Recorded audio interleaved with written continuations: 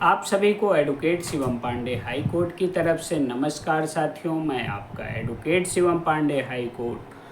मेरा mobile number 7905856266 है। साथियों, सर्वप्रथम मैं आप सभी को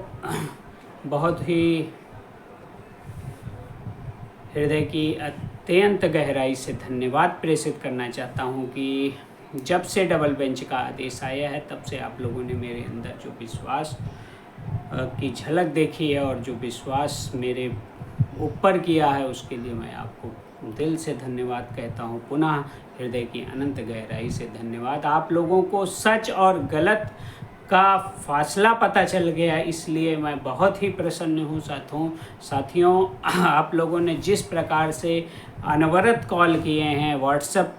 पर चर्चाएं आप लोगों ने किया है और मैं सभी के कॉल उठा नहीं पाया हूं, उसके लिए मैं आप लोगों से खेद प्रकट करता हूं और इस खेद के साथ अपनी बात आगे कहना प्रारंभ करता हूं। 69,003 शिक्षक भर्ती में साथियों, आज मैं सुबह लाइव आने वाला था, लेकिन आज चूँकि छुट्टी का दिन था और गांव के भी कुछ कार्य थे तो उन कार्य से मुझे बाहर निकलना पड़ा, इसलिए लाइव सेशन के माध्यम से मैं आप लोगों को पूरा लार्जर बेंच का जो आदेश आया हुआ है, डबल बेंच का जो आदेश आया हुआ है, वह डिस्क्राइब नहीं कर पाया। इसके लिए भी मैं आप लोगों से खेद प्रकट करता हूं। आगे मैं आप लोगों को आदेश के कुछ पार्ट हेड बताना चाहता हूं, जिसके माध्यम से आप लोग चीज़ों को समझेंगे और 69,000 शिक्षक भर्ती के डबल आरक्षण के इस आदेश पर अपनी बातों को आप जो क्लियरिटी चाहते हैं वह क्लियरिटी आपको प्राप्त होगी और आपके संज्ञान में हर एक पॉइंट रहेंगे, क्योंकि यहाँ से आपकी लड़ाई कम नहीं हो रही है, लड़ाई आगे बढ़ रही है और प्रत्येक अभ्यर्थी को अपनी सीट के लिए एक युद्ध स्तर की लड़ाई जो लड़नी होगी, उसके लिए जो आप लोग मेरा पूरा सहयोग कर रहे हैं और मेरे साथ पूर्णतः जुड़े हुए हैं, उसके लिए भी मैं आपको कोटि कोटि धन्यवाद देता हूँ। आगे हम आप लोगों को आदेश संबंधित सभी विवेचनाओं और सभी विधिक तथ्यों से अवगत कराएंगे। और कल आपने टीवी डिबेट में देखा कि मैंने हर एक प्रकार से हर एक मुद्दे को वहां उठाकर अपनी चीज़ों को क्लियरिटी के साथ रखा और एक वर्ग, जिस वर्ग को हर एक पॉइंट पर छोड़ दिया जाता है, उस वर्ग की अहम लड़ाई को आगे बढ़ाने के लिए एक टीवी डिबेट पर जोरदार बहस की है और जिसमें आप लोगों ने यह देखा है कि कहीं भी किसी भी पॉइंट पर मैं किसी भी राजनीतिक दल या टीवी पर उपस्थित हुई सभी सम्मानित जो समाज सेवी और पत्रकार थे, उनसे मैं कहीं भी दबा नहीं हूँ। हर एक बात का जवाब दिया है और मेरे सवालों का जवाब कोई नहीं दे पाया है। इससे आपको यह अवगत जरूर हो गया होगा कि एकमात्र तैयारी अगर पूरे प्रदेश में कोई कर रहा है तो वो हमारी टीम के द्वारा, सत्यमेव जयते टीम के द्वारा की जा रही है और हम हर एक प्रकार से आगे बढ़ते हुए चीज़ों को सही ढंग से लेकर चल रहे हैं। आज कैबिनेट में योगी सरकार की मीटिंग है, मीटिंग में जो भी फैसला लिया जाएगा उस फैसले की इतर हम लोगों ने जो प्लान किया है वह प्लान भी आप लोगों को बताया जाएगा। लेकिन सबसे पहले आपको यह आदेश जो माननीय उच्च न्यायालय डबल बेंच का है, इसके विषय में जानना है, इसकी चीज़ों को समझना है, हर एक प्रकार से इसको समझकर आगे बढ़ना है। आप देखेंगे कि पहले अट्टू रहमान मसूदी जी पहले तो सारे साइट्रेशन लिखते हैं और किस लिए लड़के यहाँ पर आए हैं और हमारे सामने अपील किया गया है यह लिखते हैं और ये भी बताते हैं कि स्टेट के द्वारा कोई अपील दाखिल नहीं की गई है। यह वही स्टेट है जिसको अगर जो चाहती तो मसूदी सर के यहाँ जब केस चल रहा था तो विगत 1.5 सालों में जो रिविजिट का आदेश हुआ था वह रिविजिट पूरा कर देती, तो हम कैसे मान लें कि डबल बेंच के आदेश पर जो रिविजिट का आदेश हुआ है वह रिविजिट का आदेश सरकार पूरा कर लेगी। इसलिए उस पर भी हमें प्रश्न उठाते हुए उस पर भी तैयारी करनी है। और रिजर्वेशन पॉलिसी के संबंध में समझाया गया है, स्पष्ट बताया गया है कि 1981 रूल 8 के तहत जो है published the minimum required sites academic qualification for appointment for the assistant teacher, whereas rule 9 provide for a reservation and rule 14 provided for procedure of appointment on the post of the assistant teacher. तो चीज़ों को सही ढंग से describe करने के साथ साथ हम आप लोगों को हर एक तरीके से आर्डर के हर एक पॉइंट को समझाते हुए आगे बढ़ेंगे, जिसके लिए आपको पूरा वीडियो देखना पड़ेगा। और उसके साथ साथ जो लाइव सेशन में कल सुबह 8 बजे आने वाला हूँ, उसको भी आपको गहनता से देखना पड़ेगा और समझना पड़ेगा, क्योंकि लाइव आने के बाद ही स्थितियाँ आपकी क्लियर हो पाएंगी। अभी तो आदेश की सिर्फ पार्ट हेड ही मैं बता दे रहा हूँ आप लोगों को। चूँकि देखिए यहाँ पर पेज नंबर 16 में पॉइंट नंबर 6 पर कोर्ट ने कहा है, the state government in order to provide equal opportunity in getting appointment to the reserve candidate category candidate enacted the UP Public Service Reservation for Scheduled Caste, Scheduled Tribes and Other Backward Classes Act 1994, wherein Section 3(1) prescribed the percentage of the vacancies to be reserved for scheduled caste, scheduled tribes and other backward class candidate at the stage of direct requirement. Section 3(6) of the Reservation Act 1994 provides that the reserve category candidates who obtained merit equal to general candidate are required to be mandatorily is selected, appointed on the unreserved vacancies and not on the reserved vacancies. On 15/3/1994, the state government issued a government order providing for a migration of meritorious reserved candidates for short MRC, even if benefit of relaxation has been taken by the reserve category candidate. अगर reserve category का candidate एक बार relaxation पा लिया है किसी category के अंतर्गत, तो वह रिजर्वेशन में यह बात ध्यान रखनी होगी कि अगर रिलैक्सेशन पाया हुआ अभ्यर्थी है तो वह जनरल कैटेगरी में, ओपन कैटेगरी में नहीं जा सकता है। और 1994 का आपने देखा कि कैसे डिस्क्रिप्शन जज साहब ने किया है, तो कई पॉइंट्स ऐसे रखे हैं जिसमें जनरल की भी सीटें खाली होगी, और जब ओवरलैप सही ढंग से कराया जाएगा, सही दिशा में कराया जाएगा, तो सीटें खाली होना प्रारंभ हो जाएंगी। और एमआरसी में भी अगर इसी प्रक्रिया को लेकर चलेंगे तो मेरिटोरियस रिजर्व कैंडिडेट ओवरलैप के माध्यम से जनरल में जाएंगे तो, लेकिन जनरल की जो सीटें एमआरसी वाले लेकर रखे हैं, सॉरी ओबीसी और एससी वाले लेकर रखे हैं, अपनी कैटेगरी में न जाके जनरल के कैटेगरी में बैठे हुए हैं, ऑब्टेन मार्क्स कम हैं उनके, वे भी बहुत ही सिलसिले नज़र से मैं देखूं तो लगभग 3 से 4 हज़ार लोग बाहर हो रहे हैं। हम 2009 एक्ट की बात नहीं करेंगे, क्योंकि यहाँ पे पेज नंबर 17-18 में आनंद कुमार, शिव कुमार पाठक और इन सब का भी जिक्र किया गया है। फिर पेज नंबर 20 पर बताया गया है कि 1/12/2019 को और 2018 को केवल ATRE परीक्षा कराने का विज्ञापन आया था, ना कि जो है रिक्रूटमेंट प्रोसेस बढ़ने का विज्ञापन आया था। फिर 6/1/2019 को जो पेपर होता है उसका रिजल्ट का मेरिट जो बनती है वो 7/1/2019 के विज्ञापन के अनुसार 60-65 अर्थात 97, 197 और 90 की कैटेगरी में बनती है। और उस कैटेगरी में बनाने के साथ साथ साथियों पैराग्राफ में स्पष्ट कह दिया गया है कि 6/10/2019 का एग्जामिनेशन केवल कंडक्ट किया गया था कि 69,000 शिक्षक भर्ती में वही शामिल हो सकता है जो इस परीक्षा में पास हो जाए, और पास होने की दशा में उसकी कोई गारंटी नहीं होगी कि 69,000 शिक्षक भर्ती में वो सेलेक्ट ही हो जाएगा, क्योंकि अभी रिक्रूटमेंट प्रोसेस का जियो नहीं आया है, रिजर्वेशन नहीं लागू हुआ है, और चीज़ें जो सही दिशा में हैं वही चीज़ें समझिए आप, रिजर्वेशन भी नहीं लागू हुआ था और रिक्रूटमेंट प्रोसेस का जियो भी नहीं आया था, और 1994 नियमावली एक्ट का पालन 3(1) और रूल 19 एंड 14(1) का पालन नहीं हुआ है। इसलिए सिर्फ और सिर्फ क्वालिफाइंग एग्जामिनेशन है। आने वाले समय में रिक्वायरमेंट प्रोसेस का जीओ आएगा। फिर रिजल्ट मानिए उच्च न्यायालय डबल बेंच के आदेश के बाद 6/5/2020 को आता है और रिक्वायरमेंट प्रोसेस का जीओ 16 मई 2020 को आता है। 16 मई 2020 को जो संशोधन हुआ था उस संशोधन के आधार पे 18/5/2020 से 28/5/2020 तक रिक्वायरमेंट प्रोसेस का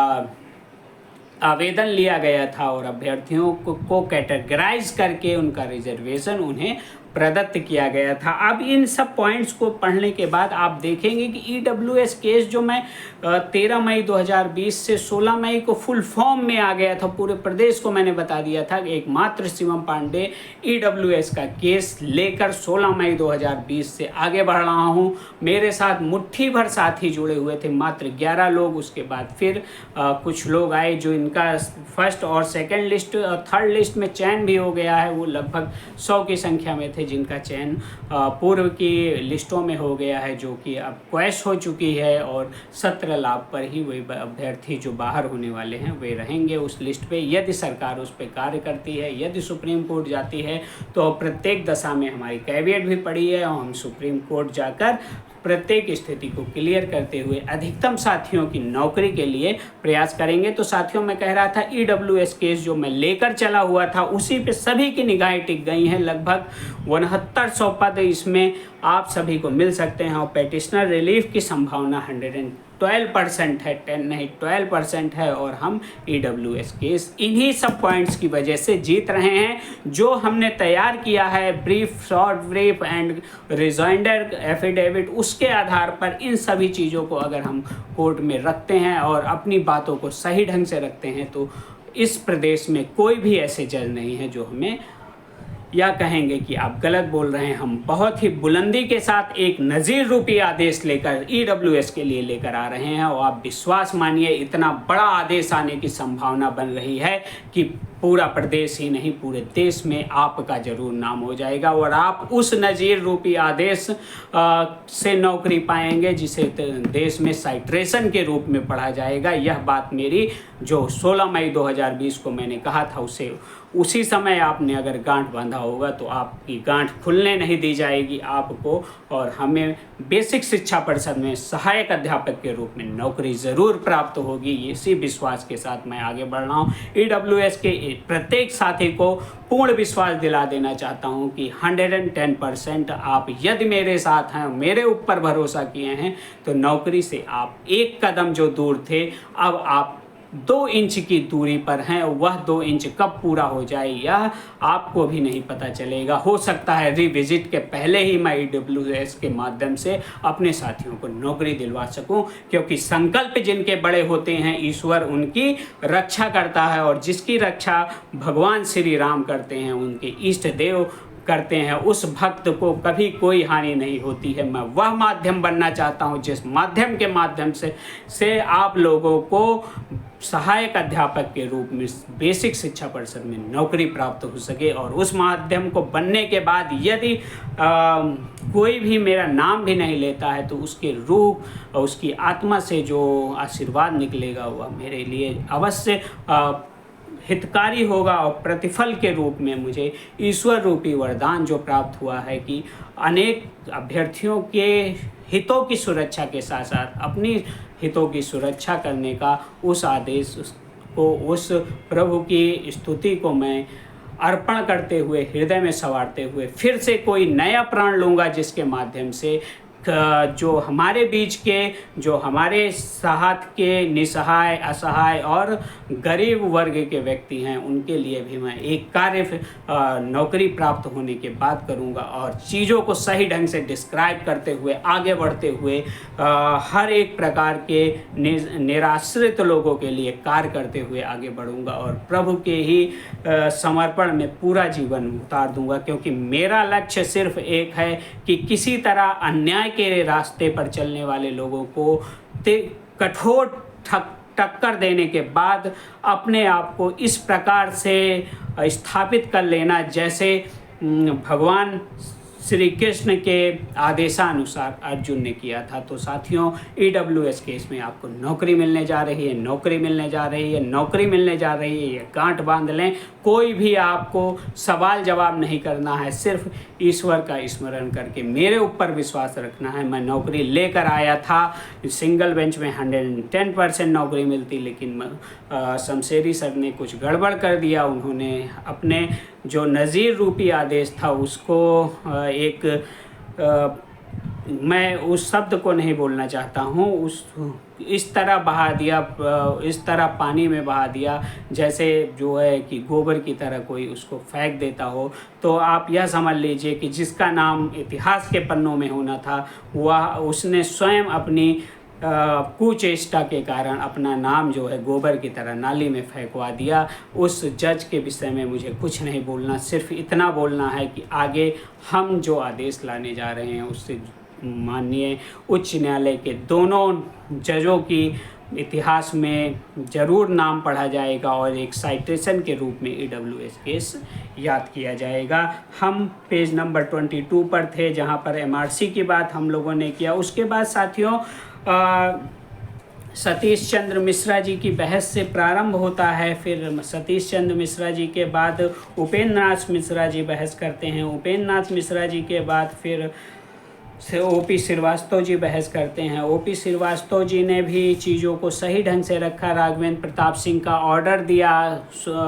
हाई कोर्ट डबल बेंच में, और वहाँ पे चीज़ों को डिस्क्राइब किया कि सिर्फ और सिर्फ ATRE क्वालिफाइंग एग्जामिनेशन था, ना कि उसका कहीं भी रिजर्वेशन में प्रयोग किया गया था। रामशरण मौर्य के भी आदेश में यही कहा गया है। यह सब EWS में लागू होगा। EWS के रिजॉइंडर एफिडेविट में भी स्वीकृत किया गया। एक्ट 1994 को बहुत ही अच्छी तरीके से OP श्रीवास्तव सर ने समझाया, और SGS परिहार जी ने कम शब्दों में अपनी बात ATRE और टेट और 1/12/2018 के विज्ञापन पर रखी थी। जितेंद्र कुमार सिंह के आदेश को भी दिखाया गया, और जनरल की तरफ से अनिल कुमार तिवारी, असित चतुर्वेदी और IM पांडे जी द्वारा अच्छी तरीके से रखा गया। और अमरेंद्र नाथ त्रिपाठी जी ने यूनियन ऑफ इंडिया का केस, इंदिरा साहिनी का ऑर्डर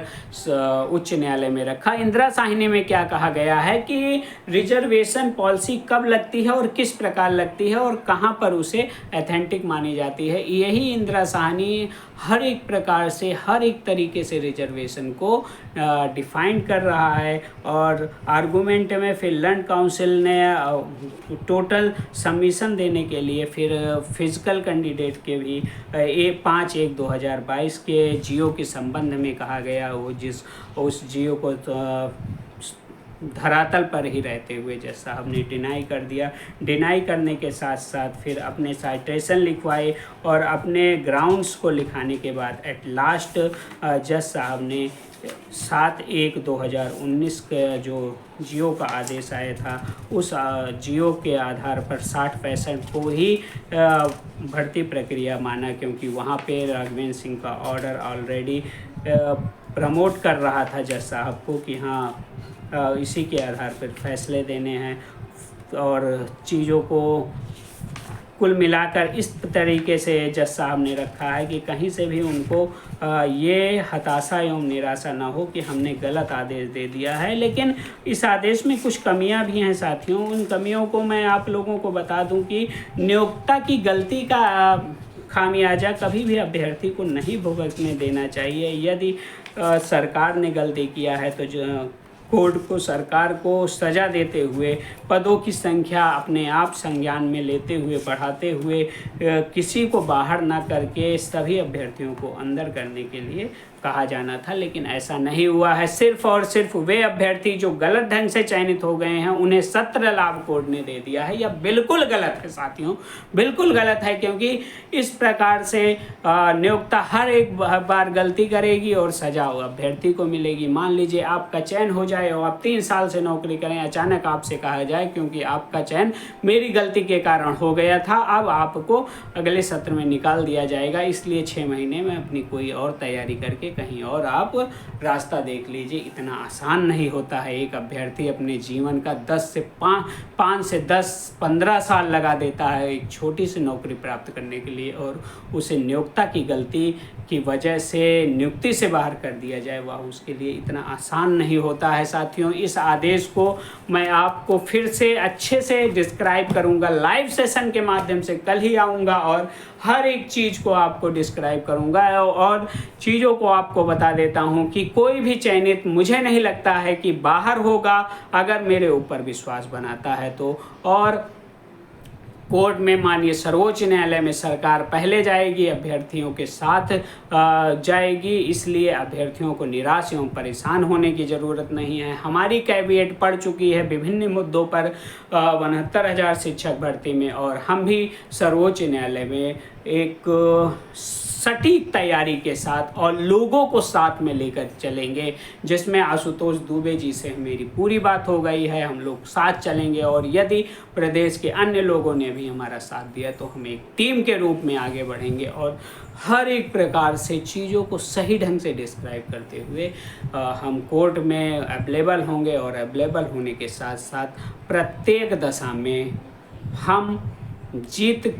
का जो बिगुल है इसे बजते ही रहने देंगे। कहीं से भी कोई भी हार हमारी नहीं होगी। EWS के भी साथी गांठ बांध लें कि हम जीत रहे हैं और जीत कर आएंगे, आपके लिए अपने लिए एक स्वर्णिम इतिहास लिख कर लाएंगे और 2024 में ही EWS के साथियों को नौकरी दिलाएंगे। और मैंने आप लोगों को कहा था कि सारे मुद्दे यहीं के यहीं रह जाएंगे और EWS के प्रत्येक अभ्यर्थी नौकरी प्राप्त कर जाएंगे। तो EWS के अभ्यर्थी पहले नौकरी पाने की लाइन में लग चुके हैं और उसके बाद ये सब मामले डिसाइड होंगे और ये सब मामलों पर सरकार पटाक्षेप करेगी, सुप्रीम कोर्ट पटाक्षेप करेगी और हमारे अधिकतम साथियों का चयन होगा। लेकिन उसके पहले EWS के साथियों को नौकरी मिलने जा रही है। इन्हीं शुभकामना के साथ आप सभी का एडवोकेट शिवम पांडे, आप सभी को पुनः नमस्कार, धन्यवाद।